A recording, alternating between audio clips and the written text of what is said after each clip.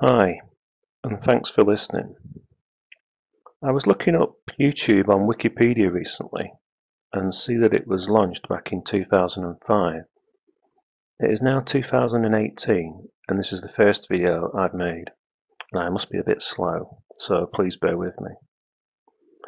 But every now and then something comes along that you just can't ignore it and feel that you must get off your backside, speak up and do something. For me, this is the post-Brexit crawling out of the woodwork of Tony Iraq Genocide Blair, the man with an ego greater than the Andromeda Galaxy.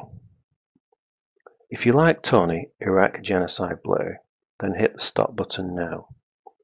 But if you can't stick him like me, then what follows are a few slides on this man. He thinks he's so clever and suave and sophisticated, but actually in the absence of his prime ministerial position and government political advisors, he's actually as thick as a 12-inch plank.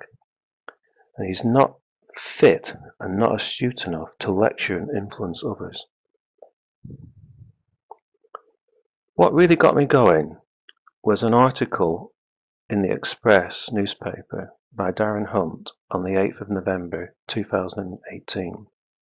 And it was titled "Tony Blair Promises to Stop Brexit. I will do everything to end it." So let's just take a look at this guy. For him, Brexit is nothing more than an opportunity to crawl out of the woodwork.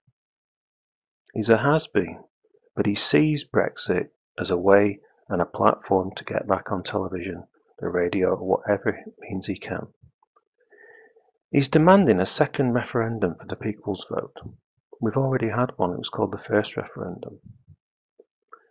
He's been touring the EU, lecturing everybody about Brexit, and he'll do what it takes and just be patient, and he'll make sure that it doesn't happen. But let's just take a brief look at this man. For me, the key thing that sums up Tony Iraq Genocide Blair was 9/11. I'm still waiting, and like lots of others, for someone to actually explain how you go from 9/11 to the Iraq Genocide. The 9/11 official story tells us that it was masterminded by someone called Bin Laden, who lived in a cave in Afghanistan. So how do you go from the US, the UK, to Afghanistan via Iraq? Well, we learnt it was what was called a war on terror, and that Tony Iraq Genocide Blair and Bush Jr. were going to go around the world on some sort of crusade, ridding it of terrorism. But unfortunately, this wasn't true, because they never sorted it out in China or Russia, because what they did, like bullies, they picked on a country like Iraq. Why these people haven't been tried for crimes against humanity, I just don't know. It's estimated that an upper bound 3 million people died in Iraq because following from the 1990s and 9/11.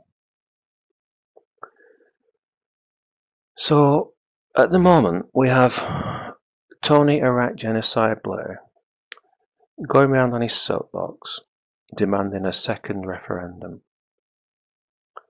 But let's just think back to when 9/11 and he demanded as the country invaded Iraq.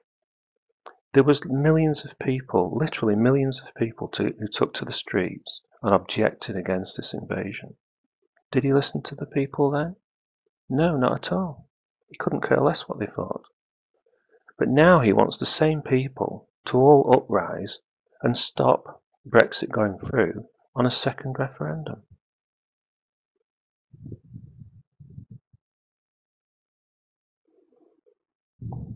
He's incredible, this guy. He used to be the Prime Minister. Now you'd think, wouldn't you, that someone who's the Prime Minister of a country, in a so-called democratic country, understands democracy. On the 23rd of June 2016, the majority, that is more than half of the people, voted to exit the EU fascist state.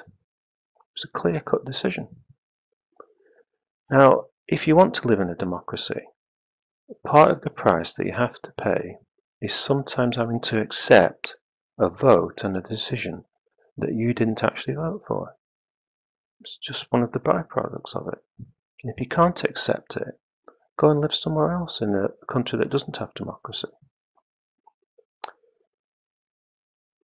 Now, there was a lot of people that didn't want the Brexit decision, and that's fair enough. But let's just look at it in terms of when we have a general election. So say you voted for Labour, but as we know, Conservatives got in. Do you all just take to the streets and demand the second general election? I've never seen anybody do this. Yeah, there's a lot of people who are disappointed with the way the vote went, but millions don't take to the streets and object against it. But somehow, in Brexit, it's quite legitimate to do so. I personally think it isn't. And Tony, Iraq genocide Blair. He's not intelligent, but he knows what he's doing. This guy was in the wilderness. Brexit came along. He's got all these EU fascist mates, and he just saw it as a bandwagon that he could jump on. He doesn't care about anything, this guy. All he cares about is himself and his image and being on TV.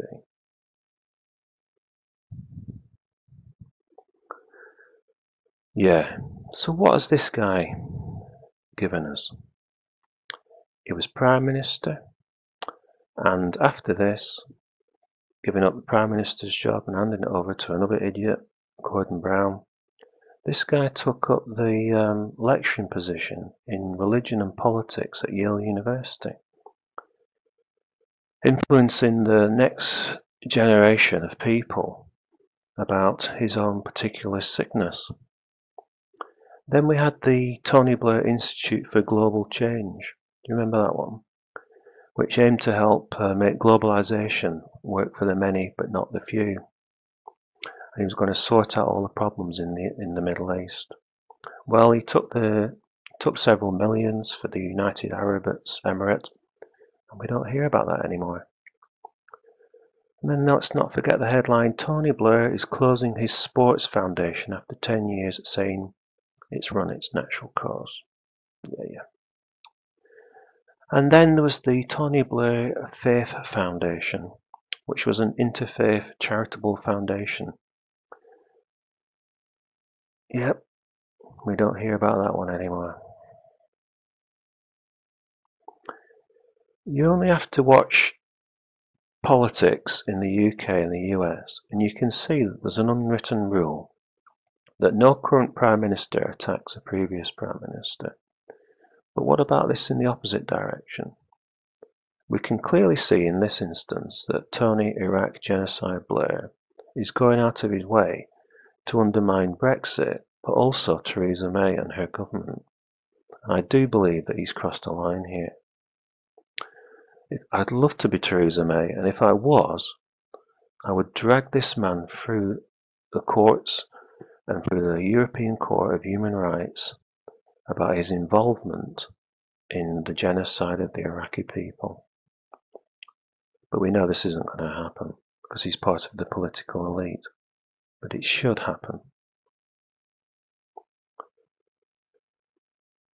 So, Tony Iraq Genocide Blair. His one aim in life is the promotion of Tony Blair. He devotes his entire life to this end. He doesn't care about anything, he doesn't care about me, he doesn't care about you. All he cares about is himself. He does, after being in politics for years, he does understand the media.